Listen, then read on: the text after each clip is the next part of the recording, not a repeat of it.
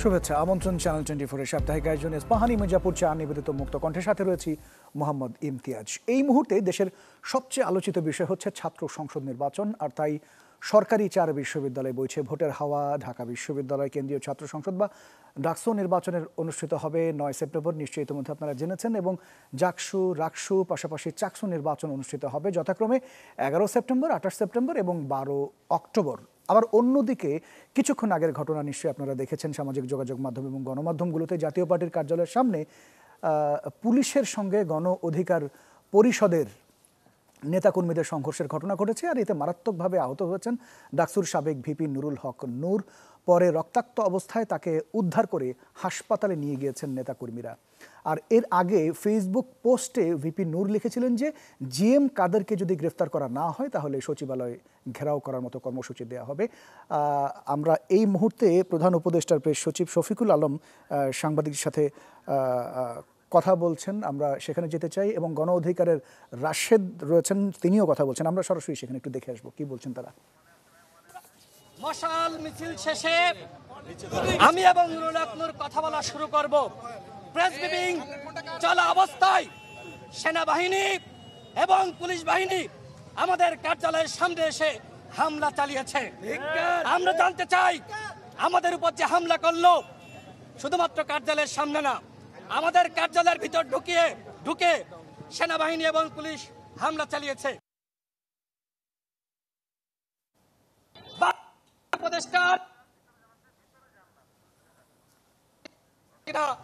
আমরা আজকে বাহিনী বুট জুতা দিয়ে নুরুল হক নূরকে পাঠিয়েছে। আমাদের উপরে আওয়ামী লীগের আমলেও এইভাবে তারা হামলা করতে সাহস করে নাই।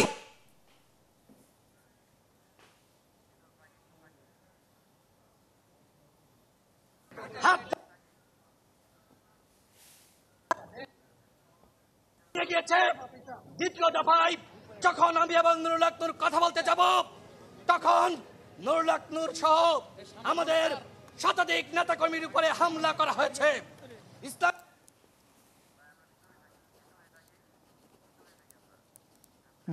সম্ভবত কারোর পা ভাঙা, কারোর চোখে আঘাত লেগেছে, কারোর মাথায় আঘাত লেগেছে। এই যে সেনাবাহিনী সম্ভবত যান্ত্রিক ত্রুটি ঘটছে। আমরা আসলে সরকারের পদক্ষেপ কি সেইটা আপনারা সঠিক বার কাছ থেকে এখন শুনুন, আমরাও তার কাছ থেকে জানতে চাই।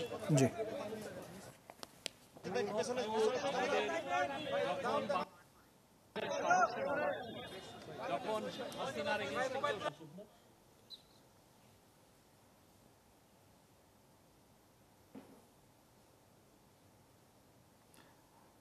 আমরা অডিওটা নিতে পারলেও হবে। সম্মানিত প্রযোজককে আমি অনুরোধ করব যে অডিওটাও যদি আমরা নিতে পারি।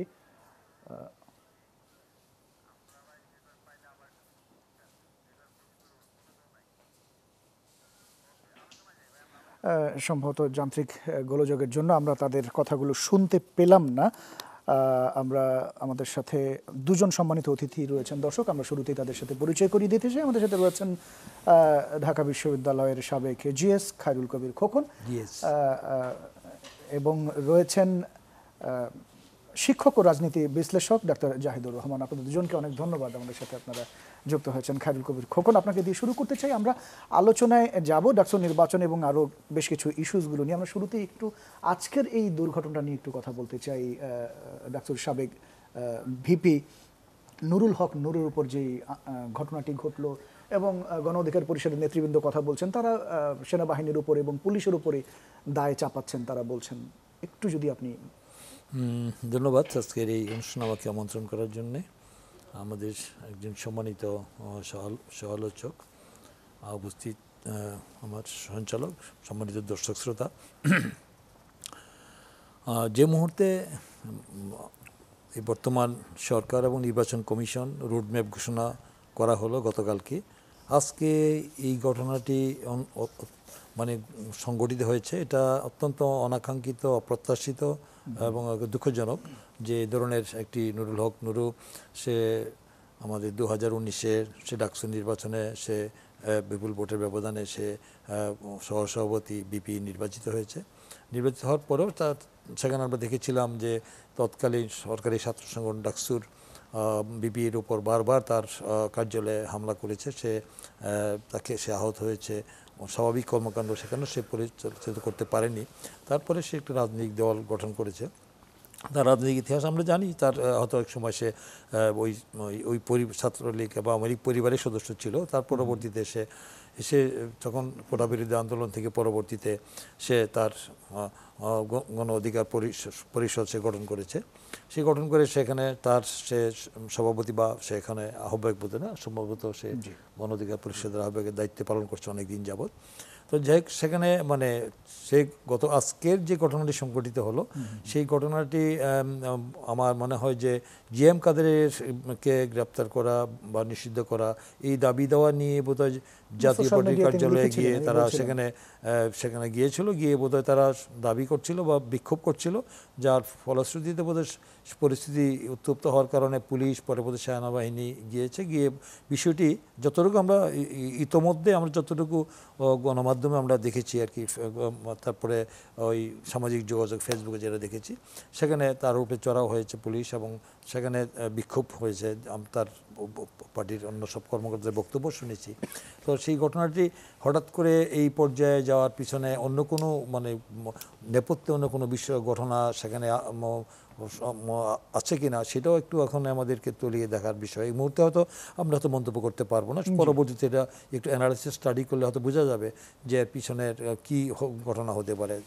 জাতীয় পার্টি তারা দীর্ঘদিন এই পতিত ফ্যাসিস্ট যে সরকার এবং দানবীয় সরকার, মাফিয়া সরকার যেটাই বলি, আমাদের অবৈধ সরকার জালিম সরকার যেই বলি, যে সরকারের গত 2024-এর জুলাই আগস্ট ঐতিহাসিক ছাত্র গণঅভ্যুত্থানের মধ্যে দিয়ে চূড়ান্ত পতন হয়ে দেশ ছেড়ে ফ্যাসিস্ট সরকারের প্রধান দেশ ছেড়ে পালিয়ে যেতে বাধ্য হয়েছে। এবং আমাদের এই মুক্ত পরিবেশে যখন একটি নির্বাচনের বিষয় নিয়ে আলোচনা হচ্ছিল, একটি অন্তর্বর্তীকালীন সরকারের 1 বছর পেরিয়ে গেল, আমরা এর মধ্যে অনেক ঘটনা ঘটেছে।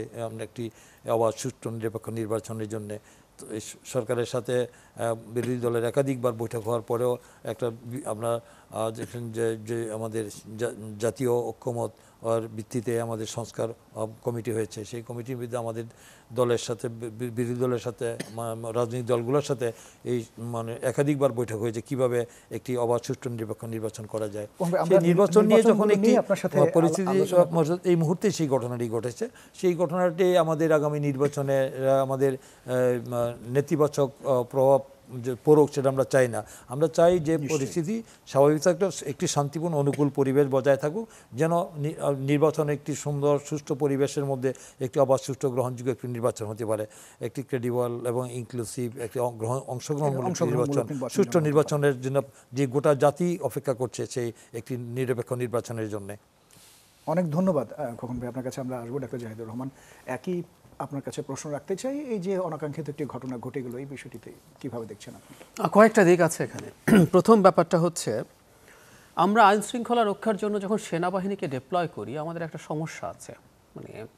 সেনাবাহিনীর ট্রেনিং কিন্তু এই ধরনের নিজ দেশের নাগরিকদের আইন শৃঙ্খলা রক্ষার কাজ না, তাদের পুরো বল প্রয়োগ না। পুলিশ বল প্রয়োগ করে, কিন্তু পুলিশের বল প্রয়োগ ইজ অলওয়েজ তার নিজের নাগরিকদের উপরে। সুতরাং সারা পৃথিবীতে পুলিশের ট্রেনিং এমন হয়, সে ন্যূনতম বল প্রয়োগের মাধ্যমে কিভাবে এই ধরনের পরিস্থিতি ট্যাকল করবে। যদিও শেখ হাসিনার সময় পুলিশকে আমরা প্রায় বলি যে মিলিটারাইজ করা হয়েছে, তাকে মিলিটারি বানিয়ে ফেলা হয়েছে, মানুষ খুন করতে শিখে গেছে। কিন্তু মিলিটারি ট্রেনিং ইটসেলফ হচ্ছে সর্বোচ্চ বল প্রয়োগ। আমি দেখেছি মিলিটারি ট্রেনিংয়ের ওখানে লেখা থাকে 1 বুলেট 1 শত্রু, আপনি একটা গুলি করবেন, এমন জায়গায় করবেন যাতে শত্রু মারা যায়, কারণ সেনাবাহিনীর গুলি যায় আসলে শত্রুর দিকে। সেই সেনাবাহিনী যখন এই ধরনের কাজে আসেন, এটা ওনাদের ট্রেনিং না। আমি খেয়াল করব, আমাদের সেনাপ্রধান রিপিটেডলি ইলেকশন আগে দেওয়ার কথা বলছিলেন, ওর মধ্যে গুরুত্বপূর্ণ কারণ যে উনি ওনার সোলজারদেরকে নিয়ে যেতে চান। এটা ওনাদের কাজ না। এই যে অপরাধীদের নেটওয়ার্ক কোথায় আছে, কেমন আছে, কিভাবে আমি এই ধরনের জিনিস ছত্রভঙ্গ করব, এই ট্রেনিং তাদের নাই। সুতরাং এখানে সেনাবাহিনী যদি এই ধরনের, কারণ আমরা জনাব রাশেদের অভিযোগ দেখলাম, তো এখানে বল প্রয়োগ হয়েছে। এখন সেই প্রেক্ষাপটে আমি আসব, কেন বল প্রয়োগ করতে হলো।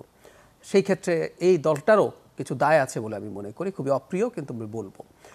কিন্তু জনাব নূর যেভাবে আহত হয়েছেন, সব কিছুর পরও আমরা বলবো আসলে এই পরিমাণ আহত হওয়া আমরা কোনোভাবে অ্যাকসেপ্ট করতে পারি না, কোনোভাবেই না। পুলিশ হোক, মিলিটারি হোক, সবাই মিলে এতটা বল প্রয়োগ কোনোভাবেই হতে পারে না। মানে পুলিশ, আমরা মিলিটারি যদি সরিয়েও রাখি, পুলিশের হাতে বল প্রয়োগের অস্ত্র আছে, তার আইনি সীমার মধ্যে তাকে বল প্রয়োগ করতে হয়। সো কখনো কখনো বল প্রয়োগ করা প্রয়োজন হতে পারে, এটুকু আমরা মেনে নিয়ে বলছি। কিন্তু আমরা প্রায় বলি যে ডিসপ্রপোর্শনেট বল প্রয়োগ করা যাবে না, কোনোদিন না, কারো বিরুদ্ধে না, যতটুকু হয়েছে ন্যূনতম যাত্রার মাধ্যমে। সো আমি নিজেও মনে করি না এরকম কোনো পরিস্থিতি। কিন্তু এমনি বিভিন্ন গণমাধ্যমগুলোতে আমরা দেখছিলাম, বিশেষ করে সোশ্যাল মিডিয়াগুলোতে এগুলো নিয়ে কথা হচ্ছিল যে জনাব নুরুল হক নূর সহ আরও যারা ছিলেন সবাইকে বলেছিল যে আপনারা চলে যান। সেনাবাহিনীর পক্ষ থেকে বলা হচ্ছে, পুলিশের পক্ষ থেকে বলা হচ্ছিল, কিন্তু তারা যাচ্ছিলেন না এবং তারা যে ঘোষণা। আমি ওই জায়গায় আসছি এবার, এর পরের জায়গাটা। এই দলটার যে ভুল হয়েছে বলে আমি মনে করি, ধরুন তারা জাতীয় পার্টিকে নিষিদ্ধ করতে চান, এরকম আলাপ করছেন, জনাব জি এম কাদেরকে গ্রেফতার করতে হবে এই আলাপ করছেন। এবং খোকন ভাইও বললেন যে ট্রুলি শেখ হাসিনার এই যে অপশাসন, এই যে স্বৈরাচার, এটাকে দীর্ঘ সময় কন্টিনিউ করার জন্য শেষ পর্যন্ত 24 সালে সকল আমিড আমিন নির্বাচনে তারা পার্টিসিপেট করেছে এবং লেজিটিমেসি দিয়েছে। এখন জাতীয় পার্টির নিষিদ্ধতা তারা যদি চান, এটা একটা প্রসেস আছে। এটার প্রসেস হচ্ছে তারা এই যে স্বরাষ্ট্র মন্ত্রণালয় যদি ঘেরাও করে, ঘোরা করুন, পারলে প্রধান উপদেষ্টার কার্যালয় ঘেরাও করুন, এখন তো সবাই এগুলো করছে, এগুলো করে চাপ প্রয়োগ করুন। কিন্তু একটা পার্টির অফিস, এখন পর্যন্ত যে পার্টিটা নিষিদ্ধ না, তার দিকে যদি আপনি যান, সেটার ভেতরে ঢুকে পড়তে চান, আমাদের মনে নাই জাতীয় পার্টির অফিসে একবার আগুন দেওয়ার চেষ্টা হয়েছে, ভাঙচুর হয়েছে এই শেখ হাসিনা পালানোর অল্প কিছুদিনের মধ্যেই। তো সুতরাং অবশ্যই দেশে দায়িত্ব তাদের রক্ষার আছে। আমি একটু পেছনে যাব, জনাব জি এম কাদেরের বাড়িতে হামলা হলো না কয়েকদিন আগে, কয়েক মাস আগে, মাস দিনেক হবে, সেই সময় যখন হামলা হচ্ছিল একজন সেনাবাহিনীর ঊর্ধ্বতন কর্মকর্তা, সেখানে যেন সার্জিস আলমও গিয়েছিলেন, তাকে কিন্তু এই ব্যাপারটা ক্লিয়ারলি বলেছেন।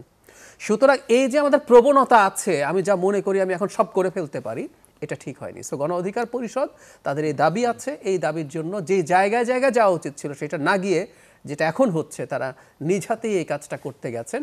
এবং এখানে অবশ্যই আইন প্রয়োগকারী সংস্থা, জাতীয় পার্টির অফিস আগলে রাখা উচিত হতো যতক্ষণ পর্যন্ত জাতীয় পার্টি নিষিদ্ধ না হয়। আর নিষিদ্ধ হলেও ওই অফিসে কি হবে না হবে সেটাও কেউ বাইরে থেকে ডিসাইড করতে পারে না। যদি কাগজে কলমে ধরলাম নিষিদ্ধ হয়েছে, সো ওই অফিস কি হবে, কেমন হবে, ওই অফিসের দায়িত্ব কার হাতে থাকবে, এগুলো ডিসাইড করবে আদালত, সরকার, তারা। কেউ একজন গিয়ে ওখানে গিয়ে এটা ভাঙিয়ে ফেলবো, পুড়িয়ে দেবো, মানে আমাদের গণ অভ্যুত্থানের 1 বছর পরও আসলে এই জিনিসগুলো এভাবে চলার কোনো কারণ নেই। অনেক ধন্যবাদ জাহিদুর রহমান, আপনার কাছে আমরা আবারও আসছি। আমরা নিশ্চয়ই আজকের আলোচনার কোনো এক ফাঁকে আমরা চেষ্টা করব নুরুল হক নূরের বর্তমান কন্ডিশন কি, তিনি কি অবস্থায় আছেন, আমরা জানার চেষ্টা করব আমাদের প্রতিনিধির মাধ্যমে। আমরা কখন ভাই আপনার কাছে একটু আসতে চাই, 1990 সালের ডাকসু নির্বাচনে জাতীয়তাবাদী ছাত্র দল থেকে আমানুল্লাহ আমান ভিপি এবং আপনি জিএস নির্বাচিত হয়েছিলেন। এরপরই এরশাদ বিরোধী আন্দোলন বেগবান হয় এবং এরশাদের পতনও হয়, যদ্দূর আমরা দেখেছি, শুনেছি। বলা হয় যে সেদিন ডাকসুতে আমানুল্লাহ আমান এবং আপনি, আপনার নেতৃত্বে ছাত্রদল যদি বিজয়ী না হতো, তাহলে আন্দোলন গড়ে তোলাটা কষ্টসাধ্য হতো এবং জাতীয় রাজনীতিতে ছাত্র সংসদ নির্বাচন কি, মানে এই যে আগামী ডাকসু নির্বাচন আসছে, ডাকসু আসছে, কতখানি প্রভাব ফেলতে পারবে? হ্যাঁ, ডাকসু যেহেতু বাংলাদেশের রাজনীতিতে একটা ঐতিহাসিক গৌরবময় অধ্যায়, তো ডাকসুর তো অতীত গৌরবদের ইতিহাস আমরা সবাই জানি, যে 62-র ভাষা আন্দোলন, 62-র শিক্ষা আন্দোলন, 52-এর ভাষা আন্দোলন, 62 শিক্ষা আন্দোলন, 69-এর গণ অভ্যুত্থান, 71-এর মহান স্বাধীনতার যুদ্ধ, সর্বোপরি 90-এর শপথ ছাত্র গণ অভ্যুত্থান। সেই ধারাবাহিকতায় আমাদের 24-এর যে ছাত্র গণ অভ্যুত্থান, সেটাও মনে করি সেই ধারাবাহিকতারই মানে ফল, মানে রেজাল্ট আমরা পেয়েছি। এই ডাকসু 90-এর যে আমরা নির্বাচিত হয়েছিলাম, আমাদের আগেও কিন্তু 2টো ডাকসু ছিল, মানে আমাদের 1982 সালের ডাকসু ছিল, তারপরে 1989 সালেও ডাকসু ছিল। সেই ডাকসু আমাদের আগে 2টো ডাকসু ছিল, কিন্তু আমাদের সেখানে কিন্তু সেই ডাকসুর নেতৃত্বে কিন্তু এই দেশের সমস্ত ছাত্র সমাজকে, সমস্ত ছাত্র সংগ্রামগুলোকে একই মঞ্চে আনা সম্ভব হয়নি। তখন ছিল সংগ্রাম পরিষদ, আমাদের সংগ্রামী ছাত্র জোট ছিল, সেখানে সেই যুগপৎ আন্দোলন হয়েছিল। তার পরবর্তীতে একাধিকবার সেই 83 মধ্য ফেব্রুয়ারিতে আমরা ঘটনা জানি যে কুখ্যাত মজিদ খানের শিক্ষানীতির বিরুদ্ধে আন্দোলন করতে গিয়ে তখন আমাদের ব্যাপক ডাকসুর নেতৃত্বে সেটা হয়েছিল, আমাদের সব ছাত্র সমাজ ঐক্যবদ্ধ হয়েছিল, কিন্তু সেই ধারাবাহিকতাটা রাখা সম্ভব হয়নি। ওই যে জয়নাল জাফর, দীপালি কাঞ্চন যারা নিহত হয়েছিল, সেই ইতিহাস আমরা সবাই জানি। তো দীর্ঘদিন আন্দোলনের মানে মধ্য দিয়ে কিন্তু আমরা বারবার চেয়েছিলাম যে সকল গণতান্ত্রিক প্রগতিশীল ছাত্র সংগঠনগুলি আমাদের একই মঞ্চে এসে এক ইস্যুতে স্বৈরাচার সামরিক জান্তা এরশাদ বিরোধী আন্দোলনকে আমরা যৌক্তিক পরিণতির দিকে নিয়ে যাব। যে ছাত্র রাজনীতি যে অতীত গৌরবোজ্জ্বল ইতিহাস, যে সমস্ত অন্যায়, অত্যাচার, নিপীড়ন, নির্যাতন, স্বৈরাচারের বিরুদ্ধে গণতন্ত্রের পক্ষে সারা জীবনই ডাকসু একটি ছিল প্রতিবাদী কণ্ঠ এবং আন্দোলনের শ্রুতিকাগার ছিল ঢাকা বিশ্ববিদ্যালয়, সেই নেতৃত্ব দিয়েছে ডাকসু সব সময়ে। সেখানে আমরা সেই ধারাবাহিকতা কিন্তু 90-এর যে ডাকসু, সেই ডাকসুতে কিন্তু তখন আমাদের যে আমরা যে প্যানেলে নির্বাচিত হয়েছিলাম, তখন আমরা কিন্তু ছাত্র সমাজকে একটা অঙ্গীকার করেছে, প্রতিশ্রুতি দিয়েছিলাম, আমাদেরকে যদি ভোটে দিয়ে নির্বাচিত করা হয় তাহলে আমরা কিন্তু সবচেয়ে বড় কাজ যেটা হলো সেটা স্বৈরাচার বিরোধী আন্দোলনকে আমরা বেগবান করে গতিশীল করব, চূড়ান্ত বিজয়ের ছাত্র আন্দোলনকে আমরা চূড়ান্ত বিজয়ের লক্ষ্যে নিয়ে যাব। এটা এই প্রতিশ্রুতি আগে দিয়েছিলাম। তারপরে ছাত্রদের যে মৌলিক বিষয় যেটা রয়েছে, যে ছাত্র যে মানে তাদের যে আনুষঙ্গিক আবাসিক সমস্যা, শিক্ষার অনুকূল পরিবেশ এবং সহাবস্থান এবং আমাদের যে শিক্ষা উপকরণের বিষয় এবং বেকার সমস্যা, মানে এইসব বিষয়গুলো তো রয়েছিল, কিন্তু মেইন দাবি আমরা সেটা করেছিলাম। সেই যেহেতু স্বৈরাচার আমলে আমার ঢাকা বিশ্ববিদ্যালয়ের আমাদের যে মানে সারা দেশের যে পরিস্থিতি ছিল, সেই পরিস্থিতিতে কিন্তু আমরা সেই প্রতিশ্রুতি দেওয়ার কারণে কিন্তু ছাত্র সমাজ আমাদের উপর যে তাদের আস্থা, বিশ্বাস, কনফিডেন্স ছিল, সেই কনফিডেন্সে আমরা কিন্তু পূর্ণ প্যানেলে, আমান, খোকন আলম পূর্ণ প্যানেলে আমরা বিজয়ী হয়েছিলাম। ডাকসুতে সবগুলি আসনে 21টি আসনেই পেয়েছিলাম, তখন 21টি পদ ছিল। তারপরে আমাদের 16টি হলের মধ্যে 14টি হলে আমরা নিরঙ্কুশ সংখ্যাগরিষ্ঠ আসন পেয়ে আমরা বিজয়ী হয়েছিলাম।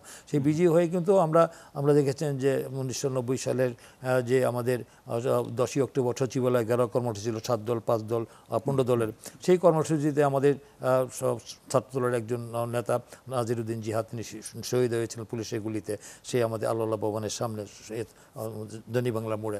তার লাশকে আমরা নিয়ে এসেছিলাম ঢাকা মেডিকেল কলেজ থেকে নিয়ে এসে তাৎক্ষণিকভাবে সেই লাশকে আমরা সেই ঢাকা বিশ্ববিদ্যালয়ের আমাদের সম্মুখে যে আমাদের অপরে যে বাংলা পাদদেশে দাঁড়িয়ে তার লাশকে রেখে আমরা কিন্তু তখন সর্বদলীয় ছাত্রকে গঠন করেছিলাম, শপথ করেছিলাম স্বৈরাচারের পতন না হওয়া পর্যন্ত আমরা রাজপথ থেকে ফিরে যাব না।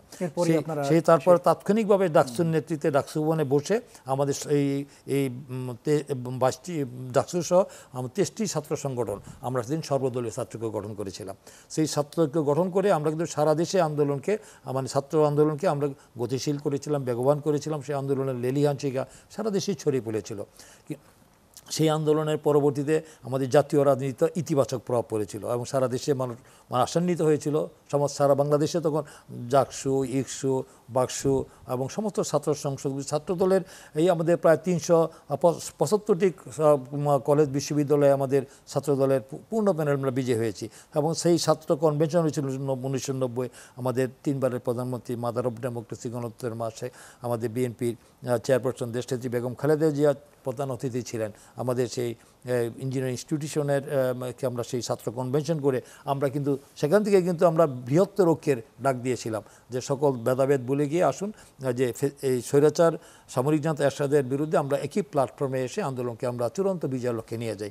সেই আন্দোলনের কারণেই আমরা সেই সুযোগটা আমরা এসেছিল জিহাদের লাশকে সামনে রেখে আমরা করেছিলাম, যার কারণে জাতীয় রাজনীতিতে তখন মানে আমাদের দেখেছেন যে বারবার বিরোধিতা করার পরেও কিন্তু তখন আমাদের বাধ্য হয়েছিল ছাত্র আন্দোলনের কারণে আমাদের ফেসিবাদের যে আওয়ামী লীগ সরকারের যে ছিল তারা চায়নি সর্বদলীয় ছাত্রকে হতে। তখন আমাদের হাবিবুর রহমান হাবিব ছাত্রকে প্রেসিডেন্ট ছিলেন। এই যে পালিয়ে যাওয়া সাবেক প্রধানমন্ত্রী ফেসিস্ট হাসিনা, উনিই চেয়েছিলেন যে সর্বদলীয় ছাত্রকে ভেঙে যাক। সেই ইয়াকে হাবিবুর রহমান হাবিবকে সেই ছাত্রলীগের প্রেসিডেন্ট থাকা অবস্থায় আমাদের করতে দেয়নি, কিন্তু শেষ পর্যন্ত সেই সম্পর্ক ছিন্ন করে আমাদের সাথে সম্পর্ক থাকার কারণে পরবর্তীতে তাকে মনোনয়ন দেওয়া হয়নি এবং সে ছাত্রলীগ ছেড়ে বাংলাদেশ জাতীয়তাবাদী দলে সে যোগদান করতে হয়েছে তাকে শেষ পর্যন্ত। মানে এটা আমরা ইতিহাস স্বীকৃত, এটি শিখছে তো জাতির সাথে রক্তের সাথে শহীদের রক্তের সাথে বেমানি করে সে সগুচিত জাতীয় বিমান চিহ্নিত হয়েছিলেন। তো সেই আন্দোলনে এত বিরোধিতা করার পরেও কিন্তু আমাদের দেশের জনগণ এবং সমস্ত রাজনৈতিক দল এবং এবং সাধারণ মানুষ, ইন্টেলেকচুয়াল মহল, বুদ্ধিজীবী, সুশীল সমাজ সকল ঐক্যবদ্ধ হয়েছিল, যার কারণে 90-এর একটি সফল ছাত্র গণ অভ্যুত্থানের মধ্যে দিয়ে আমাদের চূড়ান্ত 6 ডিসেম্বর চূড়ান্ত বিজয় অর্জন হয়েছিল। এই ডাকসুর এই সার্থকতা এই জায়গায়। আপনার কাছে আবারও আসবো, নিশ্চয়ই আরও বিশদভাবে আলোচনা করব আমরা। ডাক্তার জাহিদ ভাই, আপনার কাছে একটু আসতে চাই। কেউ কেউ বলছেন যে 2024 সালে গণ অভ্যুত্থানে যে সকল শিক্ষার্থীরা বা যারা ভূমিকা রেখেছে তারাই ডাকসু নির্বাচনে বিজয়ী হতে পারে। আপনি কি এই বিষয়ে একমত কিনা? মূলত আপনার কাছে যেটি জানতে চাই যে শিক্ষার্থীদের যে সেন্টিমেন্ট আসলে কি দ্বারা প্রভাবিত হয়? ধন্যবাদ। আমি ছাত্র রাজনীতি এবং বিশেষ করে ছাত্র সংসদ নির্বাচন নিয়ে আমাদের সমাজে একটা আলাপ প্রচলিত আছে, বিশেষ করে সিভিল সোসাইটিতে, যেটা আমি খুব স্ট্রংলি ডিনাউন্স করি। তারা বলেন যে ছাত্র রাজনীতি হতে হবে ছাত্রদের স্বার্থ সংশ্লিষ্ট, ছাত্র সংসদ নির্বাচন মাথা ঘামাবে বা ফোকাস করবে শুধু শিক্ষা প্রতিষ্ঠান সংশ্লিষ্ট বিষয়ে। যেমন ডাকসুতে কথাবার্তা হবে শুধুমাত্র ঢাকা ইউনিভার্সিটির সংকট কি হবে, সমাধান হবে কিভাবে, শিক্ষার মান কিভাবে ভালো করা যায়, সাংস্কৃতিক কর্মকাণ্ড কিভাবে ভালো করা যায়, সেটার জন্য তারা ইউরোপ আমেরিকার বিভিন্ন ইউনিভার্সিটির উদাহরণ এনে আমাদের সামনে হাজির করেন। আমি খুব স্ট্রংলি এটার প্রতিবাদ করি। ইউরোপ আমেরিকায় কি হয় আর আমার দেশে কি হয় এটা আমাদের বুঝতে হবে। ইউরোপ আমেরিকায় কি তত্ত্বাবধায়ক সরকার আছে? নেই তো। আমাদের তো আছে, এবং আমরা সবাই একমত। এমনকি শেখ হাসিনাও এখন বলে তত্ত্বাবধায়ক সরকারের অধীনে নির্বাচন হতে হবে। তার মানে আমাদের একটা বিশেষ জায়গা যেখানে আমাদের বিশেষ ব্যবস্থা নিতে হয়। এই যে খোকন ভাইরা বললেন 90, আমি 24-এ পরে আসছি, তারও আগে বিভিন্ন সময় এই ছাত্র নেতারাই কখনো সংসদ ছিল, কখনো ছিল না, আমাদের প্রত্যেকটা গুরুত্বপূর্ণ জায়গায় তারা রোল প্লে করেছেন। এবং আমাদের জাতি আসলে ছাত্রদের হাতে তৈরি হয়েছে। এই নেশনটা স্বাধীন হয়েছে পরবর্তীতে ধাপে ধাপে, এবং ছাত্র টু বি স্পেসিফিক। তো তাই যদি হয়ে থাকে, আমি মনে করি ছাত্র রাজনীতি এবং ডাকসুর ক্ষেত্রে জাতীয় রাজনীতি গুরুত্বপূর্ণ ইস্যু হয়ে ওঠা উচিত। সেই প্রেক্ষাপটেই বলছি, এই যে 24 সালে যে গণ অভ্যুত্থান হলো, তাতে যারা সামনের সারিতে ছিলেন, যারা বিভিন্নভাবে রোল প্লে করেছেন, তাদের সেই রোলটা খুবই গুরুত্বপূর্ণভাবে মূল্যায়িত হওয়া জরুরি আমি মনে করি।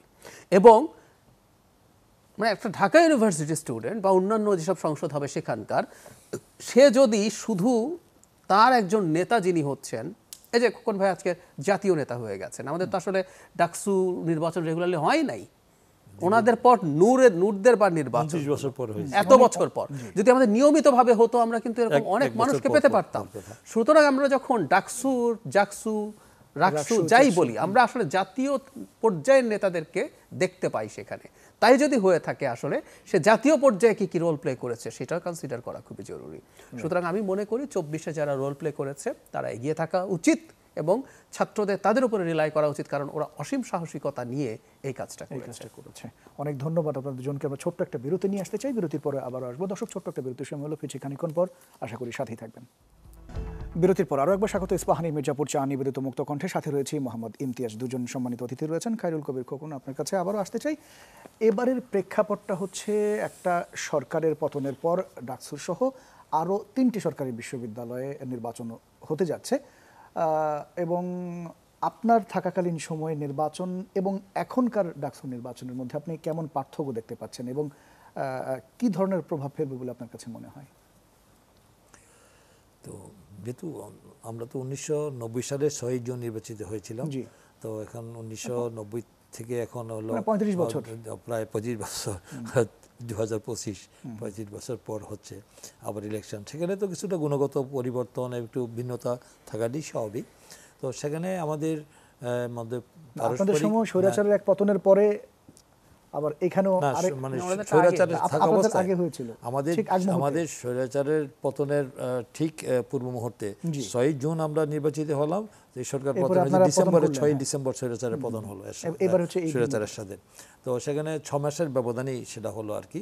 তো এখন আমাদের একটা স্বৈরাচার দীর্ঘ 16 বছরের একটি ফ্যাসিস্ট সরকারের পতনের পর একটি পরিবর্তিত পরিস্থিতিতে, একটি মুক্ত পরিবেশে, একটি নতুন বাংলাদেশে আমাদের একটা যে আবার একটি নির্বাচনের দিকে দাবিত হচ্ছে, সেই পরিবেশে এখন তো আর সেই 16 বছরে যে সরকার ছাত্র সংগঠনের যে ছাত্রলীগ নামক যে ভয়ঙ্কর দানব ছিল, যে সেখানে শিক্ষার অনুকূল কোনো পরিবেশই ছিল না। সেখানে আমাদের গেস্ট রুম কালচারে দেখেছি কি কালচার যেটা আমরা দেখেছি কীভাবে নির্যাতন হয়েছে। সেখানে আমরা দেখেছেন যে ছাত্রদেরকে জোর করে তাদেরকে মিছিলে নেওয়া হতো এবং সেখানে সিট বাণিজ্য হচ্ছে, ভর্তি বাণিজ্য হয়েছে। ঢাকা বিশ্ববিদ্যালয়ের চিন্তাই করা যায় না। আমরা দীর্ঘদিন প্রায় 8 বছর ডাকসুর দায়িত্বে ছিলাম, 90 থেকে 98 পর্যন্ত। তারপরে ভাইস চ্যান্সেলর ছিলেন তখন প্রফেসর আজাদ চৌধুরী, তাকে রিকোয়েস্ট করে যে স্যার আমাদেরকে মাফ করে দেন, এখন আর আমাদের এই বুড়ো বয়সে এখন আমাদের ডাকসু বিবিজেস বলা এটা আমাদেরকে খুব মনে হচ্ছে, বেমারান মনে হচ্ছে, তাহলে অ্যামেন্ডমেন্ট করে আপনি সিন্ডিকেট ডেকে করে দেন। পরে সিন্ডিকেট ডেকে তারা মানে সেই কনস্টিটিউশনটা চেঞ্জ করে দেওয়া হলো। আগে ছিল 1 বছর অন্তর অন্তর নির্বাচন হবে, তো আগে ছিল 1 বছর মানে 1 বছর অন্তর অন্তর নির্বাচনের বিষয়টা কনস্টিটিউশন ছিল না, যার জন্য আমরা 4 বছর থাকতে পেরেছিলাম আর কি। তখন বললাম যে আপনারা 1 বছর অন্তর অন্তর নির্বাচন হোক আর না হোক আপনারা ডাকসু নির্বাচন ডিজলভ হয়ে যাবে, বিলুপ্ত হয়ে যাবে, পরে নতুন করে হবে। এটা পরে সারা সিন্ডিকেট মিটিংটাকে করে দিলেন। তো সেখানে কিন্তু আমরা কিন্তু সেই ডাকসু থেকে আমরা পরবর্তীতে আমরা ডাকসু নির্বাচনটা দীর্ঘ প্রায় 29 বছর পরে হলো, বিভিন্ন পরিস্থিতির কারণে করা হলো নাকি। এই দেশের রাজনৈতিক পরিস্থিতি অনুকূলে ছিল না, বিশ্ববিদ্যালয়ের শিক্ষক ছাত্র রাজনীতিতে একটু টানাপোড়েন ছিল, বিভিন্ন কারণে কিন্তু সেটা করা সম্ভব হয়নি। একাধিকবার উদ্যোগ নেওয়ার পরেও সেখানে ডাকসু নির্বাচনটা সংগঠিত হয়নি। কিন্তু ডাকসু নির্বাচনের যে গুরুত্ব সেটা কিন্তু জাতীয় রাজনীতিতে একটা নেতিবাচক প্রভাব কিন্তু পড়ে ডাকসু নির্বাচনে। সেই ডাকসু নির্বাচনটা দীর্ঘদিন না হওয়ার কারণে আমরা অনেক নতুন নেতৃত্ব আমরা হারিয়েছি, এবং ছাত্রদের যে শুধু শিক্ষার যে মৌলিক বিষয়ের শুধু তাই নয়, এক্সট্রা কারিকুলাম যে সাহিত্য, সংস্কৃতি, কৃষ্টি, কালচার, ক্রিয়া এগুলো থেকে বঞ্চিত হয়েছে। এবং তারা যে আগামী দিনে যে নিউ লিডারশিপ বেরিয়ে আসা, ডাকসু এবং হট সংসদ থেকে নতুন নতুন নেতৃত্ব বেরিয়ে আসছে, আর জাতীয় নেতৃত্ব দেওয়ার মতো যে সুযোগগুলি চলে গিয়েছে, অনেক অনেক মানে মেধাবী প্রতিভাবান যারা দেশকে অনেক কিছু দিতে পারত সেই সব নেতৃত্বটা বেরিয়ে আসেনি। এটার জন্য আমাদের দেশের জন্য, জাতির জন্য অনেক ক্ষতি হয়েছে আর কি। আমি এই জন্য মনে করি যে আমাদের এই বিষয়টা আমাদের মানে জাতীয় একটা ঐক্যমত থাকা উচিত যে ছাত্র সংসদ নির্বাচন নিয়মিত যেন হয়, যেন আমরা এবারও আমরা আমাদের দল থেকে আমরা কেউ ইন্টারফেয়ার করিনি। আমাদের বলছি আমাদের দলের মধ্যে যারা মেধাবী, প্রতিভাবান, যোগ্য, যারা ভালো ডিবেট করে, ভালো কথা বলে, যারা রেগুলার স্টুডেন্ট ক্যাম্পাসে যায় এবং তাদের একটা গ্রহণযোগ্যতা আছে, তাদেরকে দিব, যারা আগামী দিনে ছাত্রদের যে দাবি দেওয়া বা জাতীয় রাজনীতিতে তারা একটা ইতিবাচক ভূমিকা রাখতে পারবে, তারা সৃজনশীল প্রতিভা যাদের রয়েছে। সেই দিক থেকে কিন্তু আমাদের যে বর্তমান প্যানেল যে আমরা দেওয়া হয়েছে, যা আবিদ, হামিম এবং মায়েতকে দেওয়া হয়েছে, আমরা মনে করি যে আমাদের প্যানেলটা অত্যন্ত চমৎকার প্যানেল আমরা দিয়েছি। এই প্যানেল মানে ছাত্র সমাজ সেটা গ্রহণ করেছে এবং তারা আন্দোলন সংগ্রামে যে ভূমিকা রেখেছে। বিশেষ করে আমাদের যে আরও যে অন্য প্যানেলগুলো দিয়েছে, স্বতন্ত্র এবং আমাদের জামাত শিবির, তাদের ফুটেজ 16 বছরের আন্দোলনের তাদের কোনো ফুটেজ দেখাতে পারবে না, কিন্তু আমাদের ওরা যে মিছিল মিটিংয়ে যে মার খেয়েছে, তারা মিছিল মিটিং করেছে, তারা যে জেলে গেছে, অত্যাচারিত নিপীড়িত হয়েছে, এবং তারা যে বলছে যে শেষ মুহূর্ত এই যখন পুলিশের মুহুর্মুহুর গুলি হচ্ছে, জীবনকে বাজিয়ে রেখে তারা বলছে কেউ কাউকে মানে ছেড়ে চলে যাবেন না। এই যে তার মানে যে মানবিক আবেদন, আন্দোলনকে চূড়ান্ত বিজয়ের লক্ষ্যে নিয়ে যাওয়ার, এই যে মানে তার বিপি প্রার্থী যে আমাদের যেভাবে সে বলেছে আবিদ, সেটা দেখাতে পারবে ওরা। ছাত্র শিবির অন্যগুলো ছিল, অনেকেরই ছিল, ওই টনি অনেকে একটা আহত হয়েছে, তার সম্মানে আমরা একটা পদও আমরা করি নাই, স্যাক্রিফাইস করেছি, দেই না, কারণ একটু সে যে উল্লেখযোগ্য ভূমিকা রেখেছে, বিনা প্রতিনিধি সে নির্বাচিত হয়েছে। তো এখন আমরা মনে করি যে ঢাকা বিশ্ববিদ্যালয়ের ইলেকশনটা মানে যদিও সংখ্যামুক্ত, কেউ বলছেন না লেভেল প্লেইং ফিল্ড এখনও নাকি হয়নি, অনেকে বলছেন, তো আমরা আশা করব যে নির্বাচনের মধ্য দিয়ে যারা নির্বাচিত হবেন, সে নির্বাচিত হলে আমাদের জাতীয় রাজনীতি এবং বিশ্ববিদ্যালয়ের ছাত্র রাজনীতির ইতিবাচক পর সারা দেশে পড়বে। এই যে তো আমরা ইস্যু হচ্ছে, রাকসু হচ্ছে, বাকসু হচ্ছে, এবং আমাদের সমস্ত ছাত্র সংগঠনের একটা পড়বে আর কি, এবং এটা ধারাবাহিকতা যেন অব্যাহত থাকে। আমরা যেন জাতীয় রাজনীতিবিদদের এই বিষয়ে যেন আমাদের মানে আমরা যেন আমাদের প্যানেল জিততে পারবো না, এই জন্য আমরা বিরোধিতা করবো, যা এই বিরোধিতার জন্য বিরোধিতা, এই মানসিকতা থেকে বেরিয়ে আসতে হবে আর কি। একটা সুন্দর অনুকূল পরিবেশ, সহাবস্থান, এবং ঢাকা বিশ্ববিদ্যালয় এখন আমাদের কিন্তু 1000 বিশ্ববিদ্যালয়ের সিরিয়ালি কিন্তু আমরা ওতে নাই, আমরা একটু দূরে আছি এখন। যতটুকু আমি যাকে বলা হতো প্রাচ্যের, অক্সফোর্ড এবং আমাদের সেকেন্ড পার্লামেন্ট, মিনি পার্লামেন্ট, অনেকেই বলা হতো ডাকসুকে। সেই ডাকসুর হলে, ডাকসু যেমন পুকুরের মাঝখানে ডিল পড়লে যেমন সারা দেশে এটা ওয়েবটা চলে যায়, ডাকসু নির্বাচন হলে এটার ইতিবাচক প্রভাব কিন্তু সারা দেশে পড়ে, জাতীয় রাজনীতিতে পড়ে। জাতীয় রাজনীতিতে তাই এই নির্বাচনের জয় পরাজয়টা কিন্তু জাতীয় রাজনীতিতে একটি ইতিবাচক নেতিবাচক প্রভাব কিছু পড়বে, এটা অস্বীকার করার জন্য নাই। আমরা চাবো যে এখানে তা এই যেন কোনো কলঙ্কজনক অধ্যায়, 73-এ যেমন ব্যালট বক্স ছিনতাই করেছিল ছাত্রলীগ, এই ধরনের ঘটনা যেন না ঘটে। এবং 2019-এ যেটা হলো আর কি, সেই নির্বাচন যেটা হয়েছিল আমাদের নুরুল হক নূর আজকে যে সে আহত হলো মানে আইন শৃঙ্খলা রক্ষা বাহিনীর নির্যাতনে, তো এটা অবশ্যই নিন্দার এবং মানে করতে হবে, কারণ সে অনেক জনপ্রিয় বিপি ছিল প্রতিগুলোর মধ্যে। সেটা সেই নির্বাচনে কিন্তু প্রশ্নবিদ্ধ ছিল, বাকিগুলা হয়েছে মানে সেখানে কিন্তু সঠিকভাবে হলগুলোতে নির্বাচন হয়নি। ছাত্রলীগ সেখানে যে তার নিজের অবস্থা করেছিল। তো ঠিক আছে, এই বিষয়গুলি আমি চাই যে এই ডাকসুকে যেন অনুসরণ করে জাতীয় রাজনীতিতে এবং সারা বাংলাদেশে যেন যে ওই শিক্ষাঙ্গনে যেন শিক্ষার অনুকূল পেশি শক্তির ব্যবহার যেন নয়, শিক্ষার অনুকূল পরিবেশ যেন বজায় থাকে, এবং উচ্চশিক্ষা নিয়ে যেন আমাদের দেশের ভবিষ্যতে নেতৃত্ব বেরিয়ে আসে এবং দেশ পরিচালনার দায়িত্ব এখানে প্রাথমিক। আরেকটা ছোট্ট বিষয় একটু জানতে চাই, অনেকেই বলছেন যে ছাত্র রাজনীতি নিষিদ্ধের বিষয়ে বলছেন, কেউ কেউ বলছেন ছাত্র রাজনীতি নিষিদ্ধ করাটা ঠিক হবে না, তবে ছাত্র লেজুর বৃত্তি থেকে বেরিয়ে আসাটা উচিত। ছাত্র রাজনীতির লেজুর বৃত্তি থেকে বেরিয়ে আসা কতখানি সম্ভব বলে মনে করেন আপনি? এটা আমাদের দেশের রাজনীতির প্রেক্ষাপটে ঠিক এই মুহূর্তে মানে সব বেরিয়ে আসাটা একটু দুরূহ, কারণ আমাদের সেই মূল দলের একটু প্রভাব তো থেকেই যায়। মূল দলের প্রভাব না থাকলে যে অনেক সময় যে ইশতেহারে যে তারা প্রতিশ্রুতি দিচ্ছে, সেই প্রতিশ্রুতি বাস্তবায়ন করার ক্ষেত্রে দলীয় সরকার যদি ক্ষমতায় থাকে, তাহলে যেই দাবি দেওয়াগুলি ছাত্রদের জন্য, দেশের জন্য এবং ইয়ের জন্য, শিক্ষার্থীদের জন্য আদায় করা যত সহজ হবে, একজন স্বতন্ত্র প্রার্থীর পক্ষে সেটা এতটা সহজ হবে না, একটু মানে ইজি হবে তখন সেইটা। সে আবাসিক সমস্যা হোক, এবং পরিবহন সমস্যা হোক, এবং উচ্চশিক্ষার ক্ষেত্রে যে মানে যে আমাদের যে বিষয়গুলি ডক্টরেট করা বা উচ্চশিক্ষা নেওয়ার ক্ষেত্রে এই যে ইয়ে করা, যেটা আমাদের ছাত্রদের যে মৌলিক বিষয়গুলি বাস্তবায়ন করা, এটা আমার সম্ভব হবে যদি আমাদের দলীয় সরকারের থাকলে একটা সুবিধা আছে এটা। এবং আমাদের অসুবিধাও আছে এটা, যে যদি তারা মানে ছাত্রলীগের যে কর্মকাণ্ড আমরা দেখেছি, তারা যে অপকর্মগুলো করেছে, যে তারা জিম্মি করে রেখেছে, অপহরণের মতো অনেক ধরনের অনৈতিক কর্মকাণ্ড করেছে, তো সেটা থেকে বিরত থাকতে হবে। এই জন্য এটা বিরত থাকতে হবে, এটার জন্য জবাবদিহি করতে হবে, কারণ তাদের যে কারণে পতন হয়েছে, তারা মানে উৎখাত হয়েছে, এই ধরনের কোনো কর্মকাণ্ড আগামী দিনে এর থেকে শিক্ষা নিয়ে আমার মনে হয় যে এটা সব ক্ষেত্রেই যেন জাতীয় রাজনীতি এবং শিক্ষা প্রতিষ্ঠানও যেন সেটা প্রযোজ্য হয়। অনেক ধন্যবাদ আপনার কাছে। আমরা আবার আসবো ডাক্তার জাহিদুর রহমান, আপনি কি একমত কিনা যে লেজুর ভিত্তিটা থাকাটা কিছুটা উচিত, যেটা খোকন ভাই বলছিলেন, এবং পাশাপাশি অতীতে বিশেষত 16 বছরের যে শিক্ষাঙ্গনে যে নিকৃষ্ট এক ধরনের ছাত্র রাজনীতির নমুনা ছিল, এখনকার সাধারণ শিক্ষার্থীরা আসলে চাচ্ছেন না যে আগের সেই ধারাবাহিকতা ফিরে আসুক। তারা চাচ্ছেন যে অন্যায় অত্যাচার যেগুলো হয়েছে সেগুলো বন্ধ হোক, এবং ছাত্র সংগঠনগুলো এই ব্যাপারে আসলে কতখানি সচেতন করতে পেরেছে বলে আপনার কাছে মনে হয়? আমি লেজুর বৃত্তির রাজনীতি পুরোপুরি থাকা উচিত বলে মনে করি। মানে কেউ কেউ বলেন আবার যে যেসব জায়গায় ছাত্র সংসদ নির্বাচন হয় সেখানে কোনো দল থাকে না ইত্যাদি। তারপর আমাদের পাশের দেশ ভারতে সরাসরি রাজনৈতিক দলের লেজুর ভিত্তিক সংগঠন আছে। তো ভারতের ধরেন JNU, Jawaharlal Nehru university, top ইউনিভার্সিটিগুলোর একটা, সেখানকার এক একজন লিডার, আমরা কানহাইয়া কুমারকে চিনি না, মানে আমরা অনেকে তার বক্তব্য শুনেছি, ওতে দলের লোক হয়ে কি ক্ষতি হয়েছে?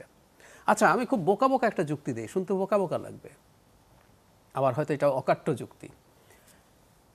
আমরা কেন লেজুর ভিত্তিক রাজনীতি অপছন্দ করছি? কারণ ছাত্রলীগ এসে গণরুম, পেটাও মারো, চাঁদাবাজি, খুনোখুনি, আবরার ফাহাদকে খুন করেছে, তাই তো? আচ্ছা, এই কারণে লেজুর ভিত্তিক চাই না, মানে রাজনৈতিক দল থাকবে না। এখন সকল সাধারণ শিক্ষার্থী নামে আবার ভেতরে কেউ থেকে, ওটাও আসলে একটা রাজনৈতিক দল, আমরা বুঝি, তারা এসে আন্দোলন করছে। আচ্ছা, ইফ ইটস দ্য লজিক, বাংলাদেশটা ধ্বংস করেছে কে? আওয়ামী লীগ। দেশটা ধ্বংস করে দিয়েছে তো, ইজন্ট ইট? তাই যদি হয়ে থাকে তাহলে আমরা এখন থেকে বলি বাংলাদেশেও জাতীয় পর্যায়েও রাজনীতি থাকবে না। দেশ চালাবে ডক্টর ইউনূসের মতো সরকার, 5 বছর থাকবে, তার 5 বছর পর আরেকটা সরকার থাকবে, কারণ রাজনৈতিক দল খারাপ, ইজন্ট ইট? যদি তাই যুক্তি হয়, আসলে এগুলো প্রত্যেকটা একটা বিশেষ ছাত্র সংগঠনের মানুষকে উস্কে দেওয়ার চেষ্টা, সাধারণ শিক্ষার্থীর ব্যানারে রাত 12টা 1টায় হাজার হাজার স্টুডেন্ট, শত শত স্টুডেন্ট বেরিয়ে আসে সাধারণ শিক্ষার্থী হয়ে, এটা বোঝা যায়। এটা আসলে তাদের জন্য প্রবলেম্যাটিক যারা প্রকাশ্যে রাজনীতি করে, ছাত্র দল করে, ছাত্র ইউনিয়ন করে, অনেক সংগঠন ছাত্র ফ্রন্ট করে, কিন্তু কিছু সংগঠন আছে না গোপনে থেকেও রাজনীতি করতে পারে। এটার একটা চর্চা তাদের দীর্ঘদিন থেকে ছিল, কখনো ছাত্রলীগের ভেতরে বা কখনো এমনি এই ব্যানারে সেই ব্যানারে। সো এই ছাত্র রাজনীতি যদি প্রকাশ্যভাবে নিষিদ্ধ থাকে তাহলে তাদের সুবিধা। এটা মূলত তাদের এক ধরনের ক্যাম্পেইন। হ্যাঁ, সাধারণ শিক্ষার্থীরাও ওই ছাত্রলীগের ভয়াবহতার কথা বুঝেছে, কিন্তু আমাদের উচিত স্টুডেন্টদেরকে এটা বোঝানো, রাজনীতির সমস্যা যদি হয় সেটা দূর করার পথ কি? উত্তর হচ্ছে আরও বেশি রাজনীতি। আপনি দিনের শেষে রাজনীতিটা করবেন, মানুষের কাছে যেতে হবে, এবং এই নির্বাচনগুলো ছাত্র সংসদেও যদি হয়, আপনি যেটা বলছিলেন, নিশ্চিতভাবে এখন ছাত্র দল বা অন্য যারা নির্বাচিত হবে, ছাত্রলীগের ওই বিভীষিকার কাছাকাছিও কিছু করা যাবে না, এটা বুঝতে হবে তাদেরকে। এবং আমরা প্রায় যখন জাতীয় পর্যায়ে হোক বা ডাকসু হোক নির্বাচনে এই কথাটা বলি যে পরবর্তী নির্বাচনে তো আমাকে যেতে হবে, আমার দলকে যেতে হবে, সুতরাং আমি যদি ভালো কিছু না করি প্রবলেম ফেস করব। ওই মতো তাদের মধ্যে থাকতে হবে এবং আমাদের এইভাবেই আসলে এগিয়ে যাওয়ার ছাড়া কোনো উপায় নেই। সুতরাং লেজুর ভিত্তিক রাজনীতি যেটা বলছে এটা থাকুক, বরং প্রকাশ্যে থাকুক। আপনি প্রকাশ্যে না বলে কি রাজনীতি বন্ধ করতে পেরেছেন? ঢাকা ইউনিভার্সিটির টিচাররা কি জাতীয়তাবাদী অমুক দল আছে, আওয়ামী তো অমুক দল আছে? নাই, কিন্তু রং আছে। সুতরাং রং আছে এবং রাজনীতি আছে, এতে সংকট আছে।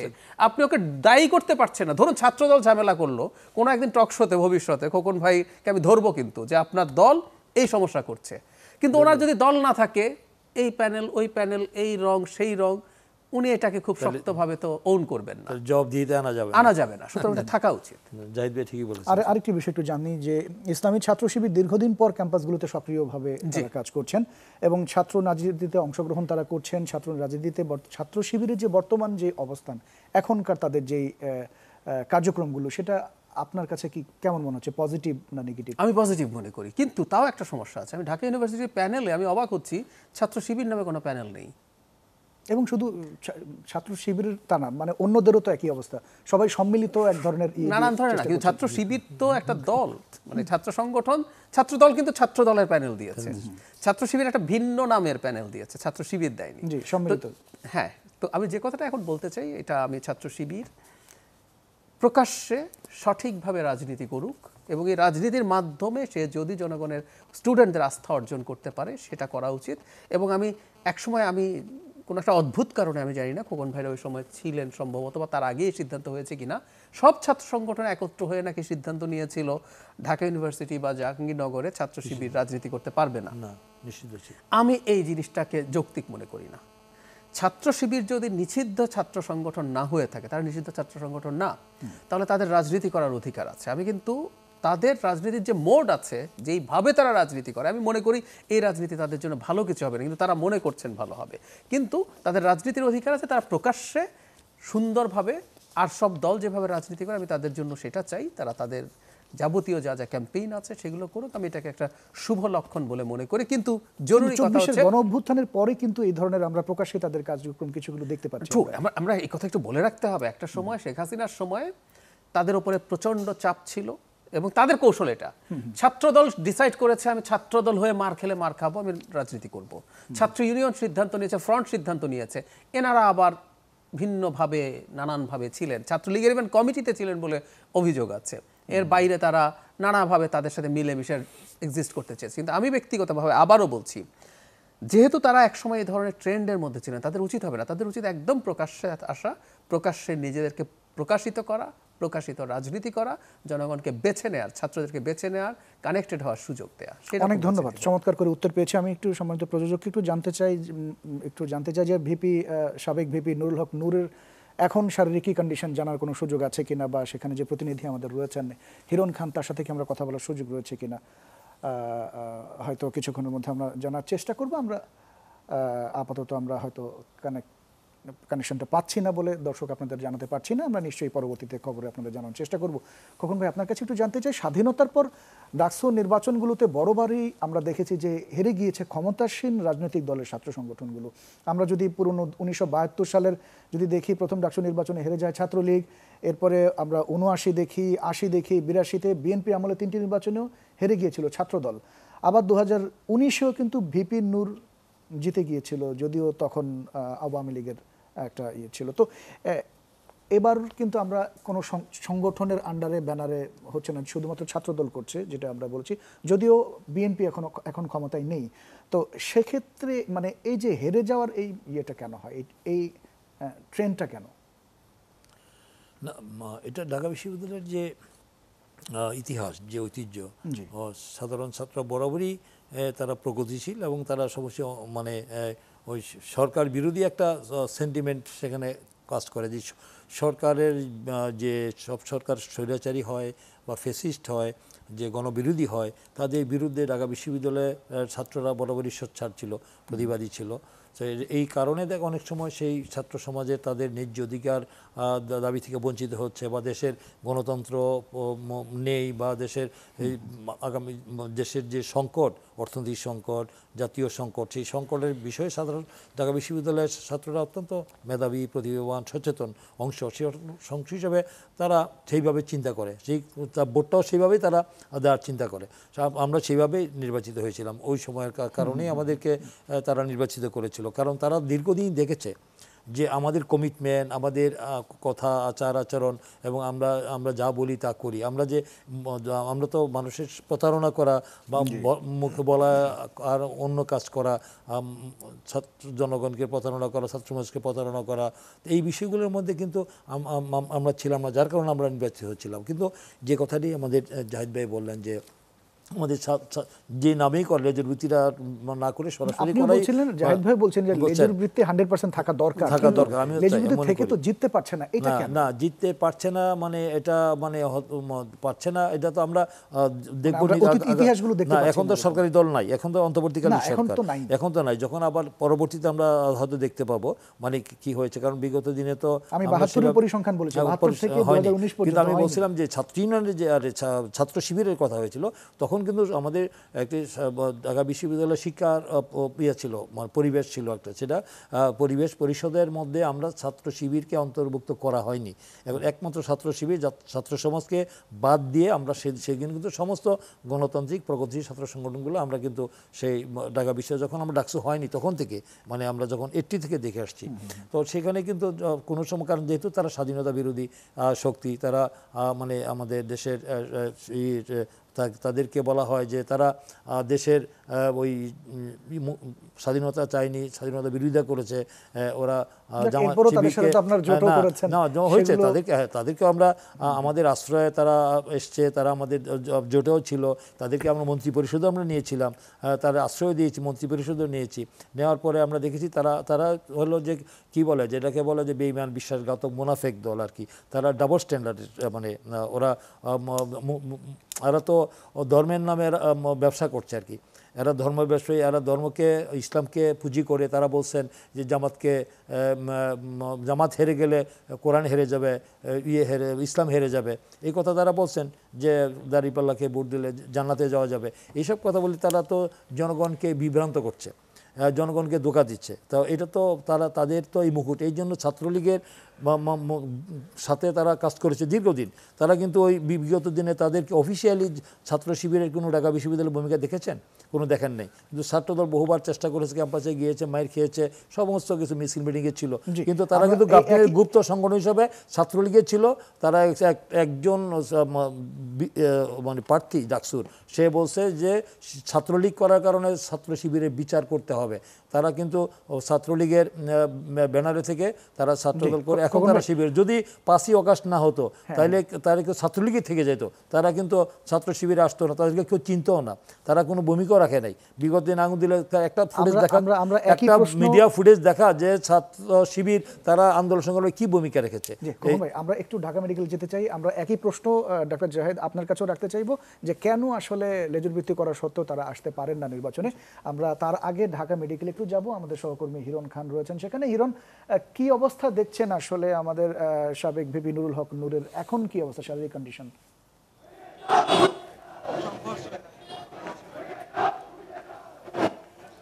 সাবেক বিপি নুরুল হক নূর যখন আহত হয়েছিলেন, পরে একটি প্রাইভেট হাসপাতালে তাকে নেওয়া হয় এবং পরবর্তীতে ঢাকা মেডিকেলে তাকে স্থানান্তর করা হয়। এবং ঢাকা মেডিকেলের সামনের চিত্র আপনি দেখতে পাচ্ছেন, একদম ইমার্জেন্সির সামনে গণ অধিকারের নেতাকর্মীরা তারা কিন্তু এখানে অবস্থান করছেন এবং বিভিন্ন দলের নেতাকর্মীরা এখানে এসেছেন। একটু আগে প্রেস সচিব তিনি এসেছিলেন এবং তিনি এসে বলে গেছেন যে এই যে ঘটনাটি ঘটেছে এটি আসলে নিন্দনীয় এবং যারা ঘটিয়েছে তাদের তদন্ত করা হবে এবং তাদের বিরুদ্ধে ব্যবস্থা নেবে, এমনটি কিন্তু আসলে বলেছেন। এবং এখানে এখন যে অবস্থা, সেই অবস্থার ব্যাখ্যা হচ্ছে যারা অবস্থান করছেন এখানে জরুরি বিভাগের সামনে, তারা যে দাবিটি করছেন, ভিতরে আসিফ নজরুল এসেছেন আইন উপদেষ্টা, আর তিনি অবস্থান করছেন এবং তারা বলছেন যে আসিফ নজরুল কে তারা বয়কট করেন, এমন কথা কিন্তু আসলে তারা বলছেন। এবং তারা যারা এখানে স্লোগান দিচ্ছেন, মোহাম্মদ স্লোগান দিচ্ছেন, তারা কিন্তু এই বিপি নূরের বিরুদ্ধে যেই আইন শৃঙ্খলা বাহিনীর যেই তাণ্ডব, সেই তাণ্ডবের তারা সুষ্ঠু বিচার চান, এমনটি কিন্তু আসলে তারা বলছেন। এবং তারা গণ অধিকার পরিষদের নেতাকর্মীরা সাংবাদিকদের সাথে কথা বলেছেন, তারা আগামীকাল তারা কিন্তু সারা দেশব্যাপী তারা কর্মসূচি ঘোষণা করেছেন, বিক্ষোভ ঘোষণা করেছেন এবং তারা বলতে চাচ্ছেন যে তারা শান্তিপূর্ণভাবে অবস্থান করছিলেন এবং তাদের সেই শান্তিপূর্ণ অবস্থানের উপরে সেনাবাহিনী এবং আইন শৃঙ্খলা বাহিনী অর্থাৎ পুলিশ তারা কিন্তু আসলে হামলা করেছে, এমন অভিযোগ কিন্তু আসলে তারা দিচ্ছেন। এবং তারা যে জরুরি বিভাগের সামনে অবস্থান করছেন এবং তারা বলছেন কোনো অবস্থাতেই এর সুষ্ঠু বিচার না হওয়া পর্যন্ত আসিফ নজরুল যিনি উপদেষ্টা এখানে এসেছেন তার কাছ থেকে সুস্পষ্ট বক্তব্য না পাওয়া পর্যন্ত তাকে এখান থেকে যেতে দেওয়া হবে না, এমন ভাবে একটু কি বলতে পারেন এক লাইনে, মানে ওনার শরীরের কি কন্ডিশন এখন? নুরুল হক নূরের শারীরিক অবস্থা যেটা আমরা প্রাইভেট হাসপাতালে দেখেছি এবং ঢাকা মেডিকেলে নিয়ে আসা হচ্ছে, তারা অবজারভেশন রুমে রাখা হয়েছে এবং তার শরীর থেকে প্রচুর পরিমাণ ব্লাড বের হয়েছে এবং আমি নিশ্চোখে সেটি দেখেছি এবং তার চোখের এই জায়গাটিতে আসলে আঘাত লেগেছে এবং নাকে আঘাত লেগেছে। ডাক্তার যেটা বলছেন এখনো অবজারভেশনে আছেন। শারীরিক অবস্থা নিয়ে তথ্য কিন্তু ডাক্তারের পক্ষ থেকে আমাদেরকে দেওয়া হয়নি, কোনো রকম তথ্য। অনেক ধন্যবাদ হিরণ খান আমাদের সাথে যুক্ত হয়েছিলেন ঢাকা মেডিকেলের সামনে থেকে। ডাকসুর সাবেক ভিপি নুরুল হক নূরের এখনকার তার শারীরিক কন্ডিশন জানাচ্ছিলেন। ডক্টর জাহিদুর রহমান, আপনার কাছে একই প্রশ্ন যে কেন জিততে পারছে না, অবস্টাকলগুলো কোথায়? আমার কাছে এটা খুব স্পষ্ট এই কারণে মনে হয় যে ঢাকা ইউনিভার্সিটি বা অন্যান্য ইউনিভার্সিটিতে যারা স্টুডেন্ট আছেন তারা সমাজের অন্যান্য অ্যাভারেজ মানুষের তুলনায় বেশি প্রগতিশীল, তারা পড়াশোনা করছেন, শুধু তা না, তারা একটা সাংস্কৃতিক পরিমণ্ডলে থাকেন, সেখানে নানান রকম কথাবার্তা, আলোচনা, ডিবেট নিজেদের মধ্যে, আড্ডার মধ্যে, মানে চায়ের আড্ডাতেও প্রচুর আলোচনা হয়, কথা হয়। বাংলাদেশের মতো একটা দেশে একটা সরকার যখন ক্ষমতায় থাকে তার কিন্তু নানা রকম সংকটের মধ্যে দিয়ে যেতে হয়। একটা সরকার সত্যিকার অর্থে খুব সিরিয়াসলি যদি কাজ করে অনেক জায়গায় অনেক অপ্রাপ্তি, অনেক জায়গায় অনেক সংকট থেকেই যায়। ফলে এক ধরনের অ্যান্টি এস্টাবলিশমেন্ট মেন্টালিটি আসলে এই জায়গাগুলোতে তৈরি হয় আমার মনে হয়। সে কারণে ক্ষমতাসীন দল, আমার ভবিষ্যতেও বলে দিচ্ছি যে আমার ধারণা ক্ষমতাসীন দল ভবিষ্যতেও ডাকসুতে খুব বেশি ভালো করবে না, কারণ এটা এই প্রবণতাই আছে। খুব স্বাভাবিকভাবে যে এক ধরনের ক্ষোভ আছে, এক ধরনের মানে অভিযোগ আছে, সেগুলোর বহিঃপ্রকাশ স্টুডেন্টরা সামনে যাকে পায়। আমরা যতই বলি এটা ভার্সিটির সংকট দিয়ে হবে, এটা হয় না, এটা হয় না। আমরা শেখ হাসিনার সময় এমনও দেখেছি কোনো স্থানীয় সরকার নির্বাচন দিনের শেষে আমি যে জাতীয় নির্বাচনে ভোট দিতে পারি না, প্রথম কিন্তু স্থানীয় সরকার নির্বাচনগুলো ফেয়ার হচ্ছিল, সেখানে মানুষ ভোট দিয়ে তাকে ওই ম্যান্ডেট দিয়ে দিয়েছে যে আমি তো আসলে তোমাকে জাতীয়ভাবেও দেখতে চাই না। ঠিক একই রকম ঘটনা এখানে ঘটে, তারা তাদের ক্ষোভ, তাদের এক ধরনের প্রতিবাদ, সেটার বহিঃপ্রকাশ ঘটান। অনেক ধন্যবাদ ডক্টর জাহিদুর রহমান, ধন্যবাদ খালিল কবির খোকন, আপনাদের দুজনকে। দর্শক আপনাদেরকে অনেক ধন্যবাদ। জুলাই গণ অভ্যুত্থানের পর অনুষ্ঠিত হতে যাওয়া আসছে ডাকসু সহ আরও যে 3টি সরকারি বিশ্ববিদ্যালয়ের ছাত্র সংসদ নির্বাচন ঘিরে যে সকল আয়োজন, তাতে যেসব ছাত্রছাত্রী রাজনৈতিক অন্যায়ের বিরুদ্ধে এবং গণতন্ত্রের জন্য বারবার রুখে দাঁড়িয়েছেন, তারা এবার ভিন্ন বার্তা দিক নীতি নির্ধারক এবং দেশবাসীকে। এই প্রত্যাশা নিশ্চয়ই আপনাদের, আমাদের সকলের। সেই প্রত্যাশা রেখে আজকের মতো বিদায় নিচ্ছি। আগামী সপ্তাহে নতুন কোনো বিষয় নিয়ে, নতুন অতিথি নিয়ে আবারও হাজির হব। সেই পর্যন্ত সবাই ভীষণ ভালো থাকবেন।